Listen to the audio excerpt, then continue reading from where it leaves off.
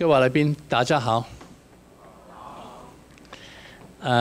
但是不好意思，我的中文不太好了，所以这个 presentation 我用英文讲了。But that's not quite the extent of my Chinese, but it's pretty close.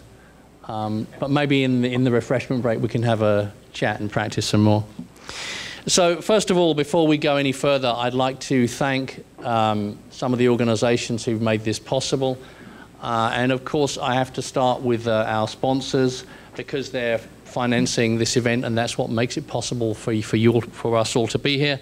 So I'd like to thank our sponsors, our co-organizer sponsors, Smart Displayer and HID, and our exhibitor sponsors, Taiwan Mobile Payment, Fengtong Technology, Systex, Evolis, and Taipei. So you can meet them all in the breaks and talk to them about what they do, and they have a lot of interesting solutions related to financial business and payments. This is a great opportunity for us to support the Financial Supervisory Commission, and this is a very interesting and important initiative that they have here to drive retail payments in Taiwan, and we're delighted to be organizing this event and supporting the Financial Supervisory Commission in that way, and we look forward to organizing further events in Taiwan in the future. So Ross has asked me to make an overview of digital payments in Asia. Of course, if you do that, then you have to start a little bit earlier than that with retail payments and move through to digital payments. So that's what I'm going to talk about today. But first of all, I'm going to talk a little bit about ABSCA, who we are. It's 20 years of ABSCA this month, so that's a milestone. And we're an industry association for payments and identity. We've been around, as it says, for 20 years, operating in Asia Pacific, in Greater China, in South Asia, and now in Africa. So our members are industry leaders from Asia, from Europe, from the US, and we've been engaging customers and industry in events like this, in industry forums, exhibitions, conferences of many different kinds around these regions. And the size of these events ranges from, could be smaller than this event. The largest event this year, I think, will be 800 people, which will be the one in Africa. So we have a very large footprint, 19 markets in Asia Pacific, South Asia and Africa are the regions that we cover. In our database, we have at least 24,000 end users, business partners, and industry experts. But with those markets, we're covering 3 of the 7 continents on this planet. That's 67% of the global payments and identity markets. In fact, the total populations in the markets that ABSCA covers and targets is over 5 billion. That's a pretty big footprint. So, on to retail payments today. And if we look at this, we know that things are changing very quickly and in surprising ways. There are more and more consumer payment and retail banking technologies being introduced, and they're not all coming from vendors and suppliers and technology companies and systems integrators. A lot of them are coming from schemes, and more recently, a lot of them are coming from handset OEMs, something that we never expected 2 years ago. And now we have products where payment card data is not stored in a card that is owned by the bank, that the customer carries around in their wallet. It could be stored somewhere else. It could be stored in the cloud. It could be stored in a mobile device which belongs to the customer and was produced by the handset OEM, nothing to do with production by the bank. Wearable devices not owned by banks. So device-based digital payments, which is what this is all about, are bringing many new approaches because you have to manage risk and security in new ways. There are new ways to authenticate customers. There are new ways to authenticate customers because we have to do it from different devices, but also because increasingly we need to make it easier to authenticate customers.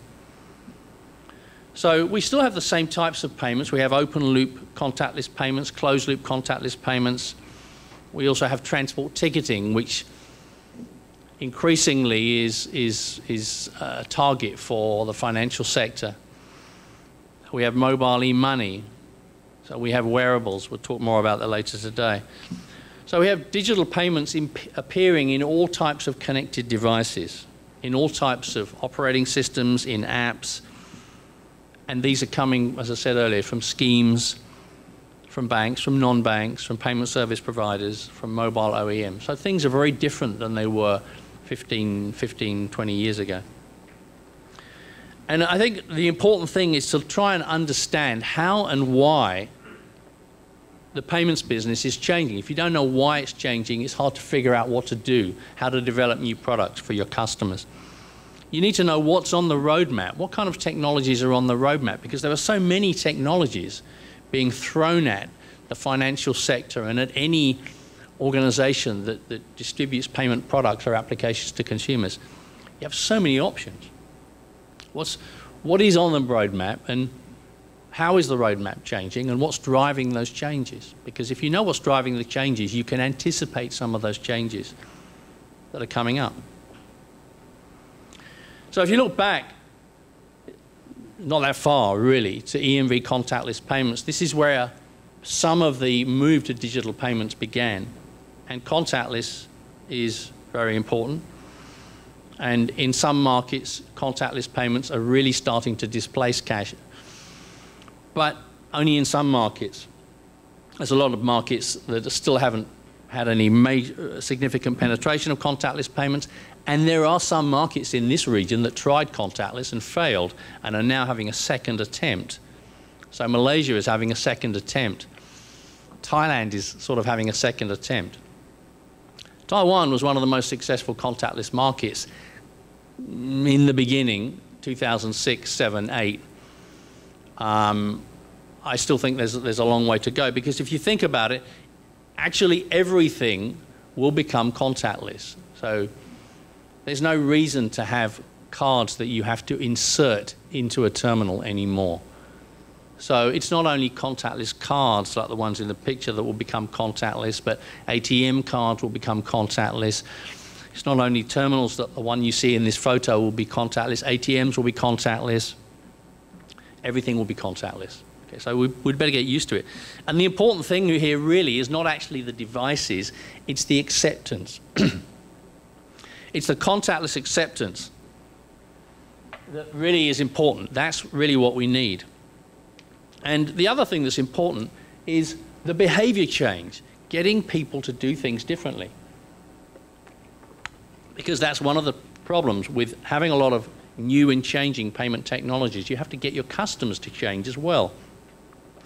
And that can be a challenge because people don't change their behavior very quickly. So contactless acceptance is critical. You've got to have that if you want to do some of the types of mobile proximity payments. Mobile NFC payments is slow but growing. I mean, at least we don't have a problem that there aren't any phones now. There are plenty of phones around. There's going to be a lot more phones with NFC capability. But as I said on the previous slide, you've got to get people used to doing things in a new way. And one of the issues is that contactless EMV cards in the markets where they're used are very convenient. They're very easy. That has created a new frictionless way to pay.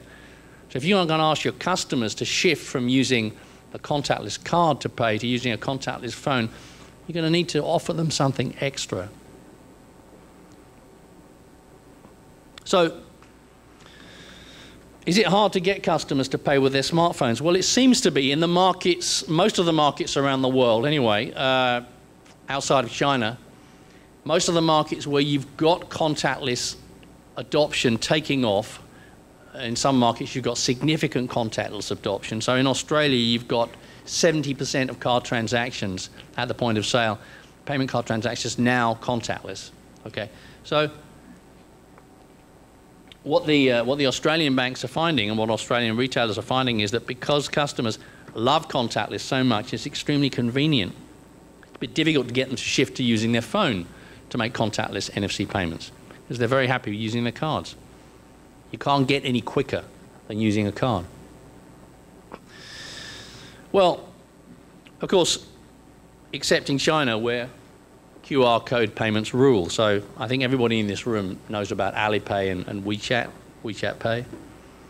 And you spend any time in China, which is where I live and work, and every time you go shopping and people are buying things and they're holding up their phones with the QR codes to pay, actually mostly at the point of sale, they're not really using the QR code, they're using the barcode. It's a barcode payment.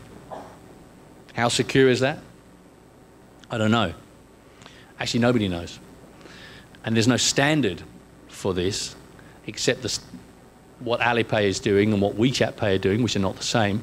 There's no national standard in China. There's no international standard for QR code payments. But I'm betting that there will be very soon. And China is an interesting market because we talked about contactless cards earlier. There are more contactless cards, more contactless financial payment cards in China than every other market put together. And nobody is using them. Nobody uses them. Okay?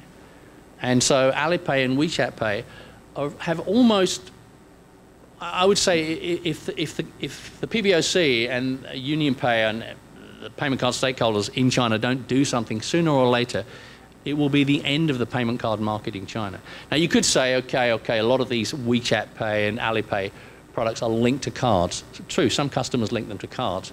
The card is actually invisible, so the bank doesn't really benefit from that, but a lot of customers link it directly to their bank account. So not much use of cards, certainly no contactless cards, and if you've ever tried to use a contactless QuickPass card in China, how many people have tried to use QuickPass in China? Okay, so I don't know what your experience is, but it's pretty hard to find a retailer who actually understands what it is. Quite often you say you want to pay, with contactless, they take your card, they insert it into the reader, then they make you input your PIN, even when you're buying a bar of chocolate, and then they print out a receipt for you to sign. Okay, so all that happens for contactless card. The only retailers where you can actually use a contactless card kind of properly are the big ones because they've trained their staff and they know what's going on. So I managed to use my contactless card in Decathlon, which is a pretty big sports retailer. But even then, she took my card from me and tapped it on the reader. She wouldn't allow me to tap it on the reader. So the payment card market in terms of contactless and mobile contactless has a long way to go in China. So if you think it's hard to use a contactless card, you try using Apple Pay or Samsung Pay in China. It's not easy. Again, the only place where you would be able to succeed, I think, is probably Carrefour and a few other very large retailers. But otherwise, you pull out your phone and try waving it around a reader without showing a barcode, and the people in the shop will just wonder, think you're mad. Right? So that's an interesting conundrum, and I don't know whether QR code payments will take off that quickly in any other market, but if they did, this is a lesson to be aware of, because the payment card stakeholders in China now, they realize they have a serious problem. They missed the boat. At the time they were launching contactless cards was the time that Alipay and WeChat were launching their QR code payment products. And if anybody's seen the graphs, I mean, they took off. It's an exponential rise. So unfortunately, due to relatively poor marketing from the perspective of contactless cards, and not great marketing from the perspective of NFC mobile payments, although they claim they're going to change that, you have this situation here. Let's look at something else. Transport payments and e-money in Asia. And I put those two together because Asia is unique. I mean, you have transport ticketing in every other market in the world. And now banks are salivating over this business because what you have is huge numbers of transactions. They're very small, but they're absolutely enormous in terms of the volume of transactions. Just to give you an idea about that, when MasterCard went public, can't remember the year, it's a few years ago now, I think you'll remember, MasterCard went public and they issued their prospectus. And the people at Octopus Cards in Hong Kong, they got hold of the prospectus like everybody else, they read it, and they saw how many payment card transactions MasterCard made around the world globally in the previous year. And they were surprised to find that Octopus Cards, the transport ticketing authority in Hong Kong, was only a little bit behind MasterCard, all their global transactions. So huge, huge numbers of transactions. And a lot of banks are now interested in this, and Asia is unique in that a lot of the transport ticketing schemes, like EasyCard, who will be speaking later today, and like Octopus Cards in Hong Kong, and T-Money in Singapore, and Rabbit in Bangkok, and all of them, they're also doing e-money. They're also doing retail contactless payments at the point of sale. So you can say really that despite all the hoo-ha about EMV contactless financial payments, which is important, the world's most successful contactless e-payment schemes today are these. And these pictures are from Japan, but they could be from Hong Kong, they could be from Bangkok, they could be from Taiwan. These are the world's most successful contactless payment schemes. And I think the interesting thing about this is, you know why we're all using contactless bank cards today is because of these companies, okay? So, I mean, contactless cards were invented years ago, but the banks didn't think they were secure. They didn't think they were appropriate for bank transactions, for payment transactions at the point of sale. And then, as you know, around 2003 to 2004, MasterCard began experimenting, and then we had PayPass, and not long after that we had PayWave. So all that was driven by this, because the banks and the schemes saw that there were phenomenal numbers of transactions. They were very fast, very easy. And the key thing is they were very good at low-value payment transactions, which is the market which we all need to target because it's mostly cash. So that's how we got into contactless. So now you're seeing in India, and I say India particularly because if any of you have heard of demonetization, you know that most of the money in circulation in India, about 80% of it, was removed from circulation at the end of last year. The government said, okay, we're not having any more 500 rupee and 1,000 rupee notes. There will not be legal tender on after 31st of December 2016. So 80% of the currency got removed from circulation. So you'd think that digital wallets would be a tough call to get moving in India in transport ticketing, but there's an explosion in e-payments in India. Even in India, you're seeing a lot of people ramping up the use of digital wallets, even in transport ticketing, even for public transport. The people who travel on public transport don't have a lot of money, and they often don't have the ability to prepay because they need to conserve their financial resources. But still, we see it taking off. So I think transport ticketing and mobile operators around the world are very interested in moving to mobile contactless. In some cases, they're also experimenting with QR code payments on mobile devices. So that's something else that could drive digital payments, and you're going to see more of mobile in transport ticketing in the future. So what we see here is that the mobile device is converging payments. So payments are converging to device-based commerce, whether people are shopping at the point of sale or whether people are shopping at home. You can do that now through a digital device. As MasterCard neatly put it, online, in-app, with a contactless tap. You can do it all from a digital device. And that's clearly the way that the schemes are going. It's going to take a long time to get all customers to do that, but there are many products available that will enable that to be done today. A lot of this is around tokenization. Now, I don't have time to talk about tokenization in this relatively short presentation, but tokenization is probably the biggest change to the payments industry over the last 30, 40 years. So we've all talked about security before. Security in payments is very important. Tokenization not only is designed to solve the problem of card not present, which we'll talk about later, but it's also designed to be able to secure payments in devices that don't have a chip in them. So it's all very nice with our EMV cards. They've all got chips in. So iPhones have got secure elements in. Many other phones have got secure elements in. But the idea is that you might not always have a secure element. So tokenization is very important in driving digital payments. That's all I'm going to say about it in this presentation. So if we look at the issue of security, because it's very important for regulators, it's very important for banks, it's important for customers and retailers, then we know that what you see in this photo has been very effective, okay? Chip-based cards work well at the point of sale. They have secured payments at the point of sale. They've secured against counterfeit card fraud, which was a major problem, and they've also secured with PIN against lost and stolen card fraud. So, but now we're moving into a different area. We're moving into the area of digital payments. And we've talked about low-value digital payments below the contactless threshold. That's all very well. That's the cash portion of the payment sector that we were targeting. But we need to do this throughout the whole payment sector for high-ticket transactions as well, as I mentioned earlier. So the new CVM on-device methodology also works well against card fraud at the POS. And in this case, we've got the familiar picture of Apple Pay and Touch ID. But there are other ways that you could do this. And the point is that we're going to have other ways to securely authenticate customers on their devices at the point of sale, and therefore enabling contactless payments of any ticket size. So the biggest problem, as I mentioned earlier, with payments now that most of the payments at the point of sale have been secured through EMV and chip-based cards and now devices, is online payments. So authentication or authenticating customers online is the biggest challenge today.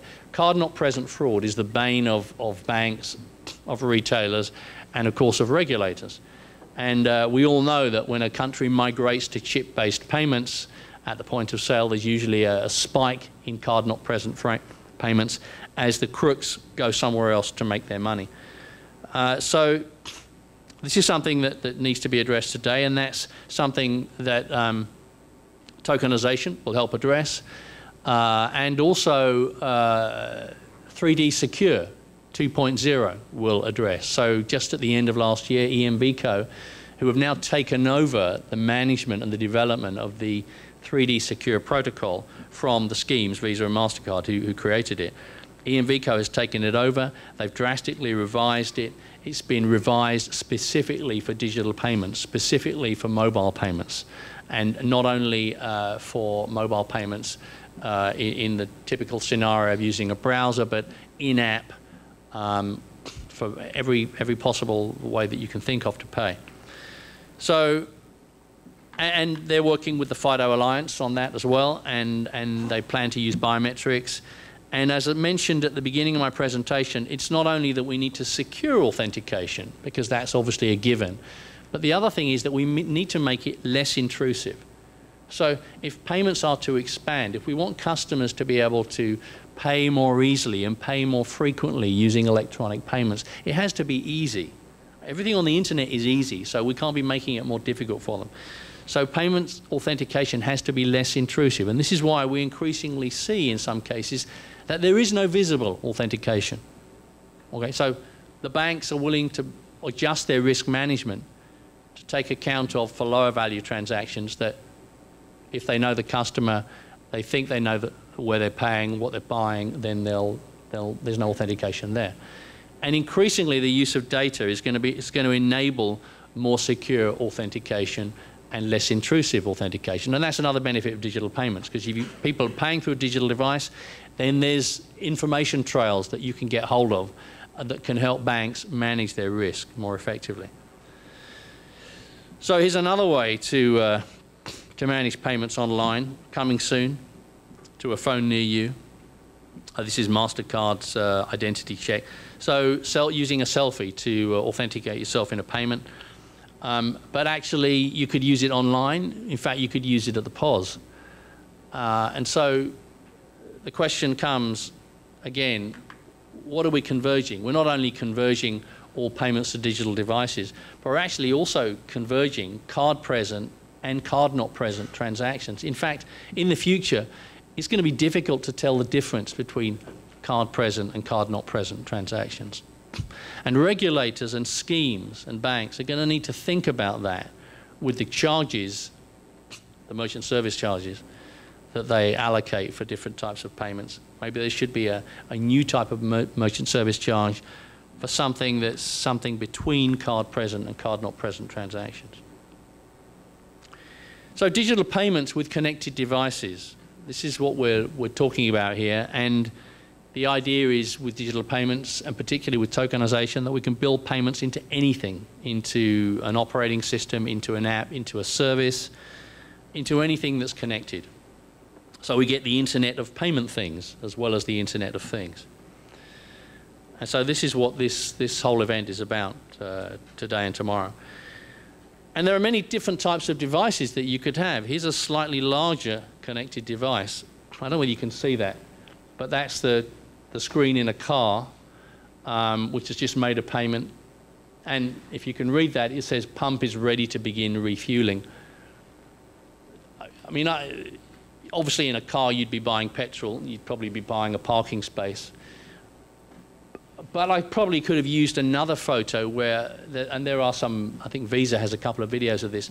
You could be in a car buying something completely unrelated to road transport. You could be buying food to be picked up at a pizza shop. You could be buying cinema tickets to the cinema that you're going to. So the idea is that everything will become a payment device, and payments will become embedded in many things. So what else what other types of things might we see payments appearing in the future? I think the question here is that we might not actually notice, and that's the key thing here, is that payments are going to become invisible. They're going to become something that we don't notice. I think Uber is one of the best examples of this. You don't specifically pay when you use Uber. You just take the ride and then you get out at the other end and the ride's over and you pay. And you didn't explicitly make the payment. So just to quickly sum up at the end, what's next in digital payments? That's what we're all trying to find out, what's next. And yeah, I don't know, what is the next big thing? I'm not really sure. I have a few suggestions, but I don't know everything. The blockchain, we hear a lot about this. Well, probably not Bitcoin. It might be the blockchain, but probably not Bitcoin. This picture is of Circle, which is a peer-to-peer payments company in the US. Some of you might have read just in December.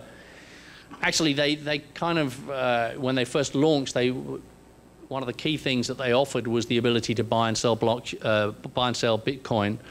In December, just a few weeks ago, they announced that they were not allowing purchase and sales of Bitcoin anymore. That's becoming a trend, I think. So I don't think Bitcoin makes any sense as a payment mechanism, but the blockchain might. And you can see that the blockchain is being used in much larger transactions, bank-to-bank transactions. I still think it's a long way from being widespread in consumer payments. Instant payments might be the other thing that's really on the horizon. And actually, if you think about everything that I spoke about before this, everything really was about card payments. So we're kind of used to making card payments, even when we're not using cards. Instant payments is something different. Instant payments is making payments just like faster payments from bank to bank. So driven by mobile applications, yes, that could be the next thing. And the idea there is paying at internet speed, paying anytime, paying anywhere. But although I mentioned that maybe that's an alternative to card-based payments, we're still seeing huge growth in card-based payments. So RBR issued a report just in September. Between 2015 and 2016, cards issued globally rose by 9%, but the card transactions rose by 15% in the same period. So card transactions are growing faster than cards issued.